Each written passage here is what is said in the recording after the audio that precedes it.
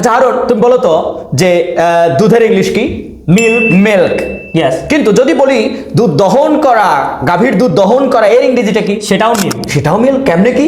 কারণ মিল্ক একটা নাউন হতে পারে, আবার মিল্ক একটা ভার্ব হতে পারে। বন্ধুরা, এখানে কিন্তু একটা ক্যারিশমা যে ইংরেজিতে অনেক নাউন আছে যেগুলো আবার ভার্ব হিসেবে কাজ করে। Yes. সো মিল্ক মানে দুধ, মিল্ক মানে দুধ দহন করা।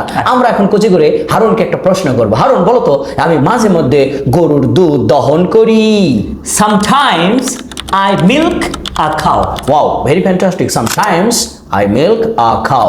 এখন যদি আমরা একটা ফিউচারে বলি যে Okay. আমি আগামীকাল দুধ দহন করব। I will milk tomorrow. Okay, আমি আগামীকাল I will milk tomorrow.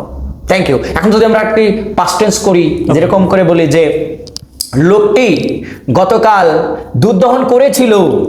The man milked yesterday. Thank you. বন্ধুরা, এখানে সেন্টেন্সটার দিকে একটু খেয়াল করো যে মিল্কের সাথে কিন্তু আমরা ইডি যোগ করেছি।